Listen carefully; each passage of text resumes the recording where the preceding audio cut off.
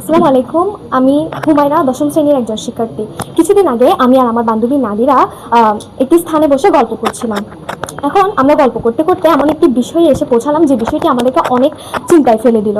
আর বিষয়টি কি, আশা করি এটা জানার কৌতূহল আপনাদের যাচ্ছে। তো চলুন আপনাদেরকে দৃশ্যকল্পটি দেখাই, তাহলে আপনারা বুঝতে পারবেন আমরা কোন বিষয় নিয়ে আসলে চিন্তা করছিলাম। আচ্ছা, আমরা যে বিষয়টি নিয়ে আলোচনা করছি বা এত ভাবছি, তাহলে মানুষকে এই বিষয়টা নিয়ে ভাবছে তুমি কি মনে করো? হ্যাঁ, তুই ঠিক বলেছিস। আমার মনে হয় এই বিষয়টি নিয়ে কেউ কেউ চিন্তিত আছে। এই বিষয়টি আসলেই চিন্তার। আমি কালকে রাস্তা দিয়ে যখন হেঁটে যাচ্ছিলাম, তখন আমি একটি নতুন প্রজাতির উদ্ভিদ দেখতে পেলাম। আমার ওই বিষয়টা নিয়ে কিছুটা কৌতূহল ছিল, কিন্তু আমার আশেপাশের মানুষের ওইটা নিয়ে এত বেশি কৌতূহল ছিল, ওরা নানা ধরনের প্রশ্ন করতে লাগলো। যে ওরা উদ্ভিদটি নিয়ে তো প্রশ্ন করতে লাগলো, তার বাহিরে জগতে চলে যাচ্ছিল যে কিভাবে এই উদ্ভিদ জগৎ প্রাণী জগৎকে ভাগ করা হলো, কে ভাগ করলো, তাদের সবকিছু নিয়ে অনেক অনেক প্রশ্ন ছিল। তাদের এই বিষয়টি আসলে জানা ছিল না। হ্যাঁ, এটাই স্বাভাবিক। কারণ আমরা গত সপ্তাহে আমার ভাই বোনদের নিয়ে সুন্দরবনে গেছিলাম। সেখানে আমরা ঘুরতে ঘুরতে একটা প্রাণী দেখলাম, যেটা আমাদের কাছে অপরিচিত মনে হলো। তখন আমার কাজিনরা এ সম্পর্কে অনেক কৌতূহল জাগলো। তখন আমি তাদেরকে এই বিষয়টি আলোচনা করলাম তাদের সাথে। তুই এই জীববিজ্ঞান বইয়ে প্রথম অধ্যায় জীবন পাঠ করেছিস বলে এই জিনিসটি তাদেরকে বলতে পেরেছিস, তারাও শিখতে পারলো এই জিনিসটি। কিন্তু আমার কথা হচ্ছে, যারা পড়েনি, যারা জানে না, তারা তো এখনো ভাবনায় আছে। তাদের ভাবনাটি আমাদের দূর করতে হবে, কারণ আমরা এই অধ্যায়টি পড়েছি। চল আমরা তাদের সাথে আলোচনা করি। আমি আপনাদের মধ্যে থেকে কিছু মানুষেরই কথা বলছি যারা এই অধ্যায়টি পড়েনি, এই অধ্যায়টি সম্পর্কে জানে না।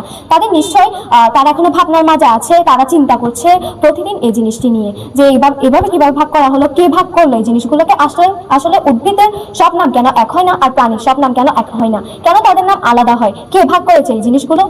হ্যাঁ, চলুন আপনাদের সাথে এই বিষয়টি আমরা আলোচনা করি। যারা যাক প্রথমে জীববিজ্ঞান। জীববিজ্ঞান এটি প্রাচীন বিজ্ঞান। এটির ইংরেজি শব্দ হলো বায়োলজি। এটি গ্রিক শব্দের দুইটি মিলনের মাঝে হয়েছে। বায়োস অর্থ জীবন আর লোগোস অর্থ জ্ঞান। জীববিজ্ঞান আমরা চারপাশে প্রতিদিনই দুইটি ভাগে যে জিনিসগুলো দেখতে পাই, সেটা হচ্ছে উদ্ভিদ আর প্রাণী। তবে এই এই উদ্ভিদ আর প্রাণীকে আরো অনেক ভাগে ভাগ করা হয়েছিল। প্রথম শ্রেণীবিন্যাস, মানে অর্থাৎ এত এত উদ্ভিদ পৃথিবীতে, এত এত প্রাণী, তাদেরকে কে ভাগ করেছেন? প্রথমে তাদেরকে ভাগ করেছেন যিনি, তার নাম হলো ক্যারোলাস লিনিয়াস। তিনি পুরো পৃথিবীকে, পুরো পৃথিবীর উদ্ভিদ জগৎ আর প্রাণী, অর্থাৎ উদ্ভিদ আর প্রাণীকে দুই ভাগে ভাগ করেছিলেন, উদ্ভিদ বিজ্ঞান আর প্রাণী বিজ্ঞান। পরবর্তীতে হুইটস্টেকার এই উদ্ভিদ বিজ্ঞান আর প্রাণী বিজ্ঞানকে আবার 5টি ভাগে ভাগ করার প্রস্তাব দিয়েছিলেন। তবে এটি প্রস্তাবটি এর পরবর্তীকালে মার্গলিস ক্যারোলাস লিনিয়াস একটি সহ নিয়ে, এবং হুইটেকার যেটি বলেছে, যে প্রস্তাবটি দিয়েছিলেন সেটি সহ নিয়ে তিনি হচ্ছে যে দুইটি সুপার কিংডমে ভাগ করছিলেন, সুপার কিংডম 1 আর সুপার কিংডম 2 এ। এরপরে সেগুলো আবার 5টি রাজ্য যেগুলো আছে সেগুলো সুপার কিংডম 1 আর সুপার কিংডম 2 এ মাঝে অন্তর্ভুক্ত করে দিয়েছিলেন। 1969 সালে হুইটস্টেকার এই 5টি রাজ্যে ভাগ করার প্রস্তাবটি দিয়েছিলেন। তবে পরবর্তীকালে 1974 সালে মার্গলিস এটি নিয়ে ভেবেছেন, চিন্তা করেছেন, তারপরে এগুলোকে 2টি রাজ্যে ভাগ করে আবার 2টি সুপার কিংডমে ভাগ করে আবার 5টি রাজ্যে ভাগ করেছিলেন। তাহলে সুপার কিংডম একটি কি? সুপার কিংডম একটি হলো প্রোক্যারিওটা। এটি হচ্ছে আদিকোষ বিশিষ্ট এককোষী। আদিকোষ মানে হলো এদের নিউক্লিয়াস সুগঠিত নয়, এরা অণুবীক্ষণ জীব। এখানে একটি রাজ্য, তা হলো মনেরা। এরা হলো এককোষী ফিলামেন্টাস কলোনিয়াল। এদের ক্রোমাটিন বস্তু আছে, তবে নিউক্লিয়াস ও নিউক্লিয়ার পর্দা নেই। এদের কোষে এন্ডোপ্লাজমিক জালিকা, মাইটোকন্ড্রিয়া ইত্যাদি নেই, তবে রাইবোজোম আছে। এরা প্রধানত খাদ্য শোষণ পদ্ধতিতে গ্রহণ করে, তবে কেউ কেউ আছে এদের মাঝে যারা ফটোসিনথেসিস এবং সালোকসংশ্লেষণ প্রক্রিয়ায় খাদ্য গ্রহণ করে। এরা কোষ দ্বিবিভাজন প্রক্রিয়ায় গঠন করে। উদাহরণ হলো নীলাভ সবুজ শৈবাল এবং ব্যাকটেরিয়া। মনে রাখবেন, মনেরা হলো ব্যাকটেরিয়ার রাজ্য। এরপর আসা যাক সুপার কিংডম 2, যেটা ইউক্যারিওটা। এখানে এরা হচ্ছে যে প্রকৃতকোষী, অর্থাৎ নিউক্লিয়াস সুগঠিত। এরা প্রকৃতকোষী বিশিষ্ট এককোষী অথবা বহুকোষী। এরা কলোনিয়াল দলবদ্ধভাবে থাকে। এদের 4টি রাজ্যে ভাগ করা হয়। প্রথমটি হলো প্রোটিস্টা, ফানজাই, তারপর প্লান্টি, এনিমেলিয়া। তাহলে প্রোটিস্টা বৈশিষ্ট্য সম্পর্কে জানা যাক। এরা এককোষী বা বহুকোষী, নিউক্লিয়াস সুগঠিত। এদের কোষে ক্রোমাটিন বস্তু নিউক্লিয়াস পর্দা দ্বারা পরিবেষ্টিত। এদের কোষে এন্ডোপ্লাজমিক, এদের ক্রোমাটিন বস্তুতে প্রোটিন, আরএনএ, ডিএনএ সবকিছুই থাকে, মানে এদের অঙ্গাণুতে সবকিছুই উপস্থিত থাকে। এরা খাদ্য শোষণ পদ্ধতিতে বা ফটোসিনথেসিস পদ্ধতিতে গ্রহণ করে। মাইটোসিস প্রক্রিয়ায় অযৌন জনন ঘটে এবং কনজুগেশনের মাধ্যমে যৌন প্রজনন ঘটে। এর উদাহরণ হলো এমিবা, সবুজ এমিবা, আর হচ্ছে প্যারাসিলিয়াম। তো মূলত প্রোটিস্টা সেটি হলো এমিবার রাজ্য। ফাঞ্জাই এরা হচ্ছে মৃতজীব বা পরজীব। এদের দেহ মাইসেলিয়াম দ্বারা গঠিত, অর্থাৎ সুতা দ্বারা গঠিত। এদের কোষ কাঠিন দ্বারা নির্মিত এবং এরা খাদ্য শোষণ পদ্ধতিতে গ্রহণ করে। এরা হ্যাপ্লেক্স স্পেয়ারের মাধ্যমে বংশবৃদ্ধি করে। এদের উদাহরণ হলো মাশরুম, ইস্ট, ছত্রাক। আর অর্থাৎ ছত্রাক হলো ফাঞ্জাই হলো ছত্রাকের একটি রাজ্য।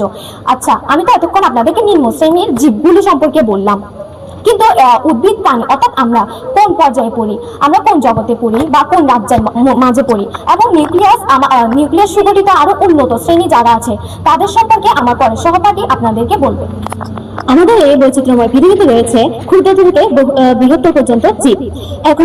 এখন পর্যন্ত আপনারা জানেন ব্যাকটেরিয়া সহ ক্ষুদ্র ক্ষুদ্র জীবের রাজ্য সম্পর্কে, কিন্তু আমরা মানুষেরা কিংবা উদ্ভিদেরা কোন রাজ্যের জীব তার সম্পর্কে ক্যারোসিয়াস কিছুই বলেনি? হ্যাঁ, নিশ্চয়ই বলেছেন। ক্যারোসিয়াসের আর দুটি রাজ্য রয়েছে, প্লান্টি এবং অ্যানিমেলিয়া। চলুন আপনাদেরকে প্লান্টি সম্পর্কে জানানো যাক। উদ্ভিদরা হলো প্লান্টি রাজ্যের জীব। এদের টিস্যুতন্ত্র সুগঠিত, উন্নত এবং এদের ভ্রূণ সৃষ্টি হয়, এবং এই প্লান্টি রাজ্যের উদ্ভিদ হচ্ছে সালোক সংশ্লেষণকারী উদ্ভিদ, এবং ভ্রূণ সৃষ্টি হয় এবং ভ্রূণ থেকে ডিপ্লয়েড পর্যায়ে শুরু হয়। আকার, আকৃতি এবং শারীরবৃত্তীয় পার্থক্য বিশিষ্ট দুটি গ্যামেটের মিলনের মাধ্যমে যৌন জনন হয়। যেমন আমাদের চারপাশে দেখবেন বিভিন্ন ধরনের উদ্ভিদ রয়েছে, আম, জাম, কাঁঠাল ইত্যাদি হচ্ছে প্লান্টি রাজ্যের জীব বা উদ্ভিদ। এবং জানা যাক আমরা মানুষেরা তত অ্যানিমেলিয়া রাজ্যের প্রাণীদের সম্পর্কে বা জীব সম্পর্কে। এদের দেহে কোষ প্রাচীর থাকে না, কোষ ঝিল্লি থাকে, এবং এদের প্লাস্টিক থাকে না, যার কারণে এরা খাদ্য তৈরি করতে পারে না। পরভোজী, অন্যকে গ্রহণ করে খায় এবং খাদ্য গলাধকরণ করে, এবং এদের যৌন জননের মাধ্যমে বংশবৃদ্ধি করে। যেমন আমরা বাঘ, তারপরে সিংহ, তারপরে কুমির ইত্যাদি প্রাণী রয়েছে। কিন্তু আমরা হচ্ছে অ্যানিমেলিয়া এবং অ্যানিমেলিয়া রাজ্যে হচ্ছে আমরা মানুষেরা এবং বাঘ, সিংহ, কুমির ইত্যাদি রয়েছে। কিন্তু আমাদের মধ্যে অনেক তফাৎ রয়েছে। যেমন আমরা দুই পায়ে হাঁটতে পারি, কিন্তু বাঘ, সিংহ এগুলো কি দুই পায়ে হাঁটতে পারে? তাই জন্য বিজ্ঞানীরা এই বৈচিত্র্য চিন্তা করে তারা এই অ্যানিমেলিয়া রাজ্যকে আরো কিছু ধাপে বিভক্ত করেছেন। এই ধাপগুলোকে বলা হয় শ্রেণীবিন্যাসের ধাপ। শ্রেণীবিন্যাসের ধাপ হলো 7টি। সেগুলো হলো রাজ্য, পর্ব, শ্রেণী, বর্গ, গোত্র, বর্ণ, প্রজাতি। এবং এই ধাপগুলোর মাধ্যমে বিজ্ঞানীরা এই ধাপগুলোর ভিত্তিতে কিছু কিছু যে জীবগুলো রয়েছে তাদের বৈশিষ্ট্য ভেদে তাদেরকে বিভিন্ন ধাপে বিভক্ত করেন। যেমন তাদের আঁকড়ে ধরা শক্তি, তারপরে মস্তিষ্ক অনুযায়ী মস্তিষ্ক কত বড় দেহের অনুপাতে, এবং বিভিন্ন ধরনের বৈশিষ্ট্য রয়েছে তা ভেদে ভাগ করা হয়। এখন বিজ্ঞানীরা এই জটিলতা থেকে আমাদেরকে মুক্তি দেয়, কিন্তু বিজ্ঞানীরা ভাবছে এই পৃথিবীতে বিভিন্ন ধরনের জীব রয়েছে। এই জীবগুলো বিভিন্ন ধরনের নামকরণ করতে পারে বিভিন্ন দেশে। তাই যেমন আমরা বাঘকে তো বাঘ বলবো, কিন্তু অন্য দেশে তো বাঘ বলবো না। তো বিজ্ঞানীরা এই চিন্তা করে এগুলো কিছু বৈজ্ঞানিক নাম দেওয়ার চিন্তা করলেন, যেটার মাধ্যমে আন্তর্জাতিকভাবে এই জীবগুলোকে চেনা সম্ভব হয়। এই নামকরণের পদ্ধতিকে বিজ্ঞানীর নাম দিয়েছেন দ্বিপদী নামকরণ। দ্বিপদী নামকরণ পদ্ধতিতে বিজ্ঞানীরা তাদের গণ এবং প্রজাতির নাম দ্বারা তাদের নামকরণ করে থাকেন। তারপরে এই দ্বিপদী নামকরণে বিভিন্ন দেওয়া রয়েছে, যেমন এগুলো ল্যাটিন ভাষায় লিখতে হয়, তারপরে লেখার সময়, লিপিবদ্ধ করার সময় ইতালিক ভাষায় লিখতে হয়, ইত্যাদি বৈশিষ্ট্য রয়েছে। এখন এর মাধ্যমে আমরা জানতে পারলাম বিভিন্ন জীবের বৈশিষ্ট্য সম্পর্কে, কিভাবে তাদের বৈশিষ্ট্য থেকে একে অপর থেকে ভিন্ন, এগুলো সম্পর্কে জানলাম। আচ্ছা, এতক্ষণ আমি আর আমার সহপাঠী মিলে জীবন পাঠ পুরো অধ্যায়টি আলোচনা করলাম। আশা করি এ থেকে আপনাদের কিছু ভাবনা দূর হবে, কিছু চিন্তা দূর হবে।